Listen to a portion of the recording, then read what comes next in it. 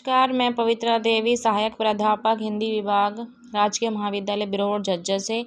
आज का जो हमारा टॉपिक है वो बीए द्वितीय वर्ष के विद्यार्थियों के लिए है, तीसरा सेमेस्टर है उनका। और आज हम पढ़ेंगे इंटरनेट की शैक्षिक उपयोगिता अर्थात इंटरनेट की महत्ता पर आप प्रकाश डालेगी। इंटरनेट के क्या क्या उपयोग है और क्या क्या इनकी जो महत्ता है वो दिन प्रतिदिन बढ़ती जा रही है। इंटरनेट की शैक्षिक उपयोगिता। शिक्षा का क्षेत्र इंटरनेट से अछूता नहीं रह गया है। इस क्षेत्र में इंटरनेट ने अपनी उपयोगिता को सिद्ध कर दिखाया है। शिक्षा के क्षेत्र में इसकी उपयोगिता निम्न बिंदुओं से स्पष्ट हो जाती है कि जो इंटरनेट की जो महत्ता है आज शिक्षा के क्षेत्र से जुड़ी हुई है। आज सभी जो शिक्षा है इंटरनेट के माध्यम से हम वो देखते हैं, पढ़ते हैं, सीखते हैं, उनको इंटरनेट के माध्यम से सारी जो हमारा मैटर है वो सारी जो सामग्री है हम इंटरनेट के ज़रिए से वो हम उपलब्ध करवा सकते हैं और हम उस सामग्री को संग्रहित कर सकते हैं, एकत्रित कर सकते हैं। तो सबसे पहला जो हमारा पॉइंट है वो है ऑनलाइन शिक्षा कि इंटरनेट के माध्यम से हम ऑनलाइन शिक्षा करवाते हैं इंटरनेट के जरिए। जैसे है गूगल मीट से है हमारी पीपीटी बना सकते हैं हम, और भी कई ऐप्स हैं जिससे क्या है हम अपनी जो लिंक बनाकर यूट्यूब के माध्यम से हम जो हमारे विद्यार्थियों का जो सामग्री का जो सिलेबस है वो जो पाठ्यक्रम है उनको हम इंटरनेट के माध्यम से वो पूरा करवा सकते हैं। तो सबसे पहला हमारा आता है ऑनलाइन शिक्षा। इंटरनेट ने एक धारणा को जन्म दिया है, वह है ऑनलाइन शिक्षा। इस प्रकार की शिक्षा में यह आवश्यक नहीं होता कि अध्यापक और विद्यार्थी एक दूसरे के सामने हो। अध्यापक उन सेवाओं की सहायता लेकर विद्यार्थियों का शिक्षण कर सकता है जो सेवाएं इंटरनेट पर उपलब्ध होती हैं।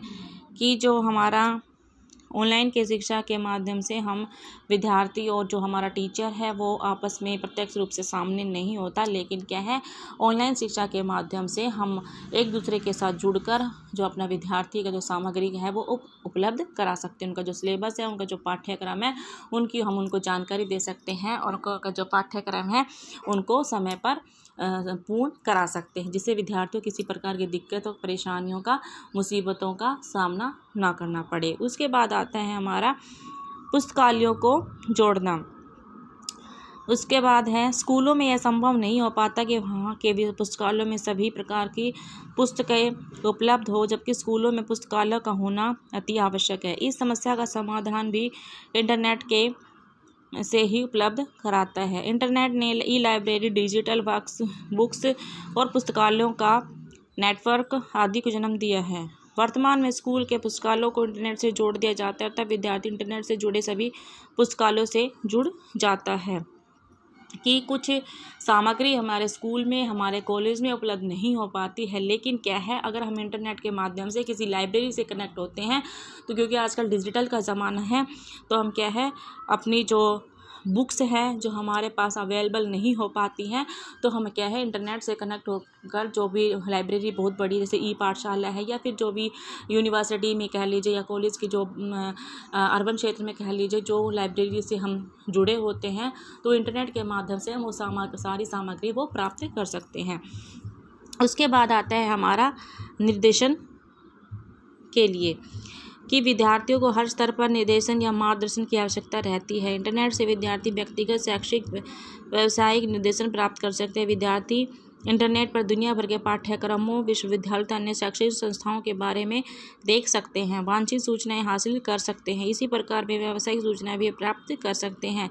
इंटरनेट पर विद्यार्थी नौकरी के लिए कुछ स्थानों के बारे में जानकारी प्राप्त कर सकता है। कि विद्यार्थी कह लीजिए या मनुष्य के जीवन में अगर उसको आगे बढ़ाना है तो उसको दिशा निर्देशकों की बड़ी आवश्यकता महसूस होती है। इसीलिए विद्यार्थियों को अपना करियर बनाने के लिए, आगे बढ़ने के लिए, प्रगति करने के लिए, एक अपना लक्ष्य को प्राप्त करने के लिए उसे दिशा निर्देश की आवश्यकता पड़ती रहती है। इसीलिए क्या है वो इंटरनेट के माध्यम से कोई जॉब है, कोई वैकेंसीज निकली हुई है या फिर कहीं पर इंटरव्यू है तो वो सारी चीज़ें क्या है वो घर पर बैठकर वो सारी चीज़ें देख सकता है। कब फॉर्म निकलते हैं, कैसे भरा जाता है, उसकी लास्ट डेट क्या है। तो इंटरनेट का फ़ायदा हमारे जीवन में उसकी बहुत ही आवश्यकता हम उसको महसूस करते हैं। उसके बाद आता है ऑनलाइन परीक्षण का कार्य भी ऑनलाइन शुरू हो गया है। पारंपरिक मूल्यांकन में विद्यार्थी को मूल्यांकन केंद्र में जाना पड़ता है, लेकिन आज ऐसा नहीं है। व्यक्ति चाहे इंटरनेट के माध्यम से ही मूल्यांकित वो भी घर बैठे। ऑनलाइन परीक्षण वे होते हैं जिनमें विद्यार्थी इंटरनेट पर प्रश्नों की अनुक्रिया प्रदान करते हैं। मूल्यांकनकर्ता इंटरनेट पर या कंप्यूटर से जुड़ा होते हैं। इस प्रकार परीक्षण और मूल्यांकन तीव्रता से हो जाते हैं कि इंटरनेट के माध्यम से सभी क्या है, हम एक दूसरे से जुड़े होते हैं। और चाहे आप वाइवा कह लीजिए या फिर सेमिनार है, वेबिनार आपको अटेंड करना है, तो क्या करते हैं हम इंटरनेट के माध्यम से जुड़कर किसी भी वक्ता से हम अपने प्रश्नों को पूछ सकते हैं, जिज्ञासा को शांत कर सकते हैं। इसीलिए इंटरनेट का हमारे जीवन में बड़ी उसकी महत्ता है।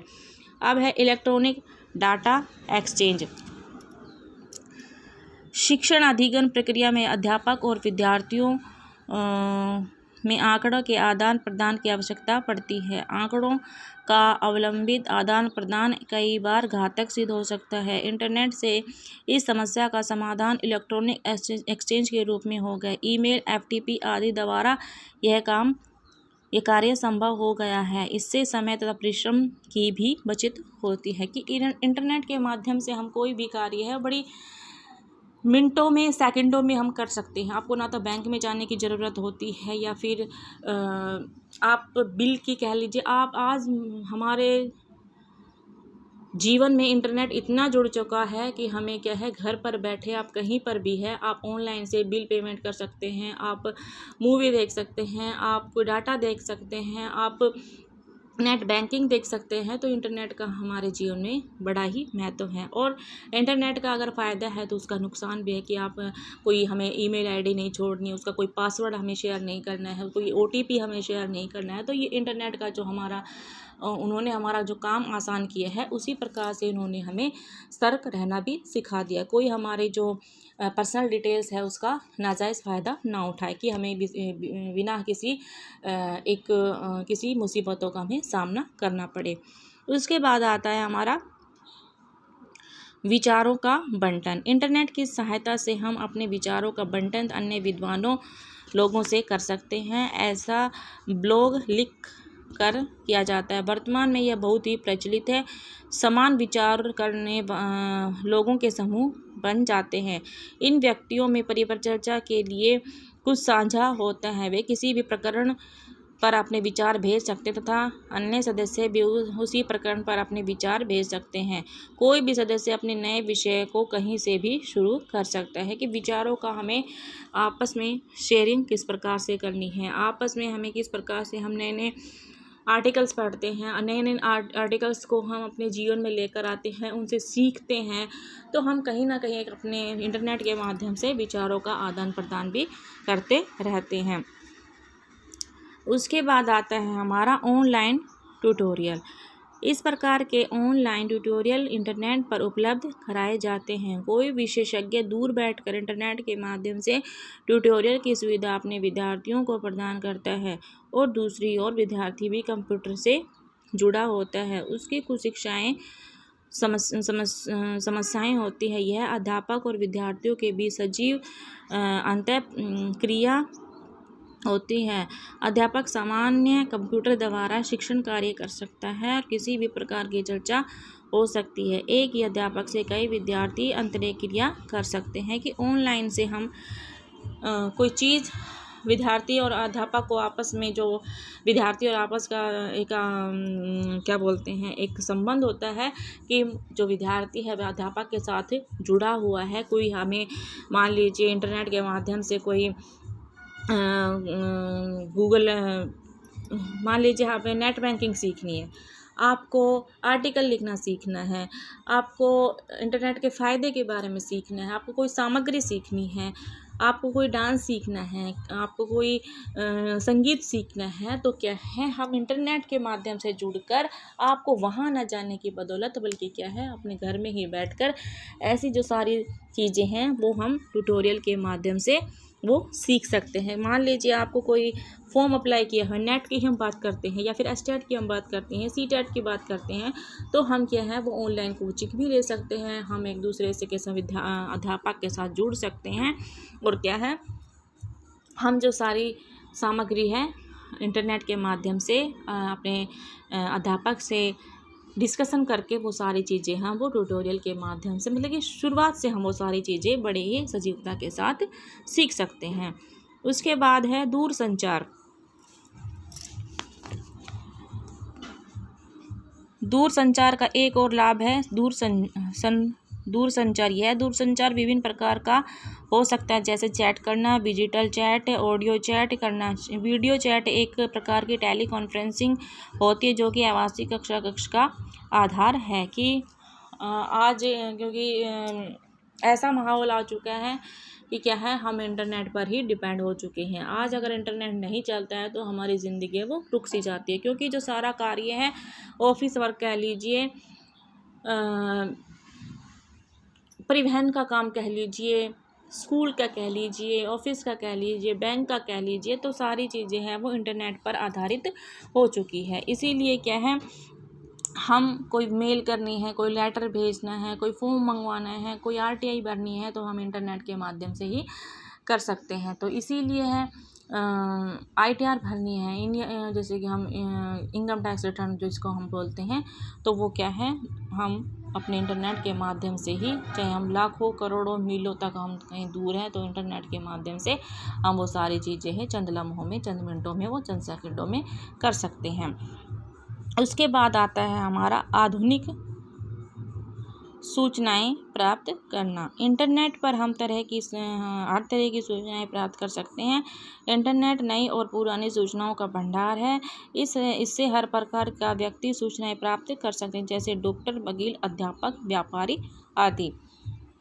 कि अगर इंटरनेट पर हम कितनी ही प्राचीन पुस्तकों के बारे में पढ़ सकते हैं, ग्रंथों के बारे में पढ़ सकते हैं, इतिहास के बारे में पढ़ सकते हैं, राजनीतिक शास्त्र के बारे में पढ़ सकते हैं, वैज्ञानिकों की खोज, बीमारी की खोज, दवाइयों की खोज, इनके बारे में जो सारा डाटा है वो क्या है हम इंटरनेट के माध्यम से उनको पढ़ सकते हैं। हमें कहीं लाइब्रेरी में जाने की ज़रूरत नहीं पड़ती है, बल्कि कम टाइम में बिना थकावट के, ज़्यादा परिश्रम न करते हुए हम वो सारा जो डाटा है वो इंटरनेट के माध्यम से प्राप्त कर सकते हैं। उसके बाद आता है हमारा शैक्षिक अनुसंधान। इंटरनेट शैक्षिक अनुसंधान के लिए बोन सिद्ध हो रहा है। अनुसंधान के लिए इंटरनेट पर उपलब्ध सेवाएं जैसे स्प्रिंग, ईमेलिंग, फाइल ट्रांसफ़र आदि बहुत ही उपयोगी है। इंटरनेट साइट्स का प्रयोग करते हुए आंकड़े एकत्रित किए जा सकते हैं। इंटरनेट पर ही अनुसंधान कार्य पर पुनः विचार किया जा सकता है। इंटरनेट पर ही विशेषज्ञों का मार्गदर्शन प्राप्त हो जाता है। अनुसंधान के परिणामों को इंटरनेट पर प्रकाशित किया जा सकता है।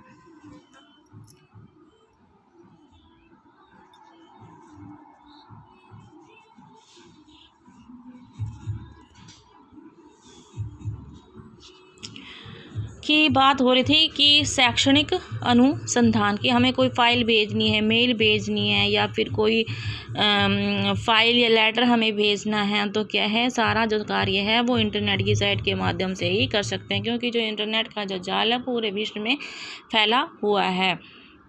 इंटरनेट के माध्यम से हम रिसर्च कर सकते हैं, PhD लिखनी है, थीसिस लिखनी है, MPhil लिखनी है, डायरेक्शन लिखनी, कोई आर्टिकल लिखना है, तो हम सारी जो चीज़ें हैं वो सुलभ तरीके से, सजीवता के साथ, सरलता के साथ वो हम इंटरनेट के माध्यम से वो सारी मटेरियल कलेक्ट, संग्रहित कर सकते हैं, संकलन कर सकते हैं, एकत्रित कर सकते हैं। और विभिन्न, मान लीजिए आपको विशेषज्ञों से आपको सलाह लेनी है, कंसल्ट करना है, परामर्श करना है, तो हम इंटरनेट के माध्यम से वो सारी चीज़ें हैं वो कर सकते हैं। उसके बाद आता है हमारा अवास्तविक कक्षाएं। जो अवास्तविक मतलब कि जो कक्षाएं जो हम, एक तो हम प्रत्यक्ष रूप से हम अपनी क्लासरूम में पढ़ते हैं, और अवास्तविक कक्षाएं वो होती हैं जो हम इंटरनेट के माध्यम से एक दूसरे के संपर्क से जुड़ जाते हैं। अवास्तविक कक्ष में वे होते हैं जहाँ पर अध्यापक और विद्यार्थी एक दूसरे के सामने तो होते हैं लेकिन शारीरिक रूप से नहीं। उनमें से एक दूसरे के सामने होने का आभास होता रहता है। दोनों ओर से उन्हें भौतिक रूप से कक्ष का आभास रहता है तथा वे अपने कार्य करते रहते हैं। कि जैसे अगर हमारा गूगल मीट्स है, उसके बाद है हमारा गूगल क्लासरूम है, तो ऐसी बहुत सी साइट्स हैं, ऐसे बहुत सी ऐप्स हैं कि हम अपने फ़ोन में इंस्टॉल करके वो एक अवास्तविक कक्षा का हम रूप तैयार कर सकते हैं, जिससे विद्यार्थी है आपस में हमसे जुड़ सकते हैं। अर्थात उन्हें बाहर निकलने की, कॉलेज में आने की कोई ज़रूरत महसूस नहीं होती है।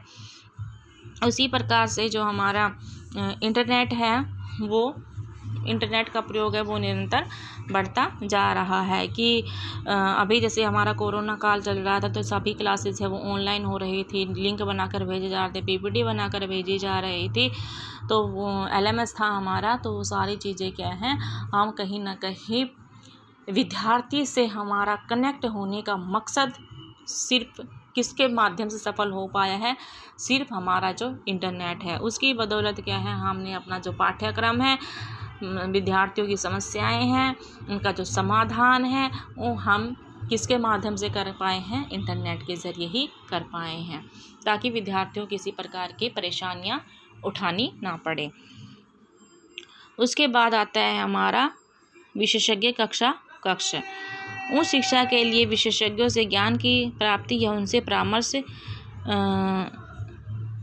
हासिल कराना बहुत ही आवश्यक होता है, लेकिन ये विशेषज्ञ स्कूल में उपलब्ध नहीं होते। इन्हें कक्षा में बुलाना बहुत महंगा पड़ता है। टेलीकॉन्फ्रेंसिंग के माध्यम से इन्हें कक्ष में बुलाया जा सकता है। अब है कि कोई विशेषज्ञ हमें बुलाना है, कोई हमें प्रयोजनमूलक का बुलाना है, या फिर हमें कोई लेक्चर देना है राजनीतिक पर, या फिर हमें इकोनॉमिक्स पर, अर्थशास्त्र पर, या फिर ज्योग्राफी पर, भूगोल पर, या फिर हमें कोई हिंदी पर, कोई हम व्याकरण के किसी भी टॉपिक को उठाते हैं, या फिर साइंस के किसी भी टॉपिक को उठाते हैं। अगर हम किसी विशेषज्ञ को बुलाते हैं तो उसको बुलाना बड़ा ही महंगा पड़ता है। इसीलिए हम टेलीकॉन्फ्रेंसिंग के माध्यम से वो जो लेक्चर है विद्यार्थियों को करवाते हैं। चाहे आप कल्चरल की बात कीजिए, या फिर हमारी भाषा हिंदी भाषा के ऊपर आपको लेक्चर आपको सुनवाना है, बच्चों को सिखाना है इसकी क्या क्या महत्ता है, इस विषय की, इस टॉपिक की, और इसमें जो विद्यार्थी है अपना करियर है वो किस प्रकार से बना सकता है, और कौन कौन से उसको स्टेप्स करने हैं, कौन कौन से उसको दिशा निर्देश चाहिए। तो वो सारी चीज़ें क्या हैं, हम अपने इंटरनेट के माध्यम से वो सारी जो सुविधाएं हैं आसानी से टेलीकॉन्फ्रेंसिंग के माध्यम से अपने विद्यार्थी जीवन में पहुंचा सकते हैं, ताकि विद्यार्थी है आप कितने संघर्ष एक स्ट्रगल के बाद विद्यार्थी अगर उसको जॉब करना, उसको गाइडलाइंस देना, तो एक अध्यापक का बड़ा ही एक उद्देश्य होता है, उसका एक औचित्य होता है।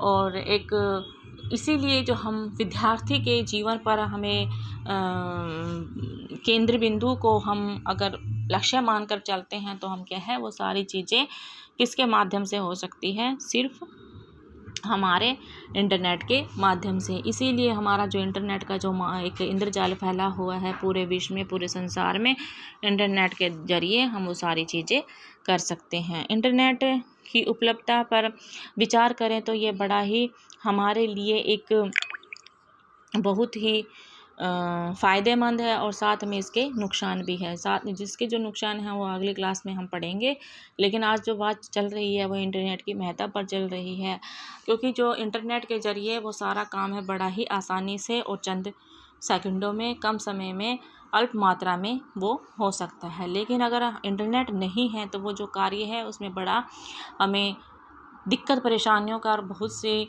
समस्याओं का हमें सामना करना पड़ता है। इसीलिए हम क्या है बार बार हम यही इंटरनेट के महत्ता के बारे में विचार करते हैं, पढ़ते हैं, और इंटरनेट को बचाने के लिए, सेविंग करने के लिए, इंटरनेट के नकारात्मक परिणामों से दूर रहने के लिए बच्चों को सिखाते हैं। इसीलिए इंटरनेट का विद्यार्थी जीवन में, मनुष्य के जीवन में, समाज के जीवन में इंटरनेट की जो महत्ता है वो निरंतर बढ़ती जा रही है। इसीलिए विद्यार्थियों का ये जो टॉपिक है इसलिए मैंने सिलेक्ट किया है, चयन किया है, क्योंकि इंटरनेट की जो महत्ता है का औचित्य है वो विद्यार्थियों का पता होना चाहिए। इसीलिए इंटरनेट की जो महत्ता है उसका जो क्वेश्चन था, उसका जो प्रश्न था आज ही इसीलिए ये जो टॉपिक है वो करवाया गया है। इसीलिए ये BA द्वितीय वर्ष के विद्यार्थियों के लिए हमारा टॉपिक था और आपने सभी ना बड़े प्यार से सुना है, ध्यान से सुना है। उम्मीद इसीलिए जो नेक्स्ट जो हमारा सिलेबस है वो अगली क्लास में करेंगे। नमस्कार।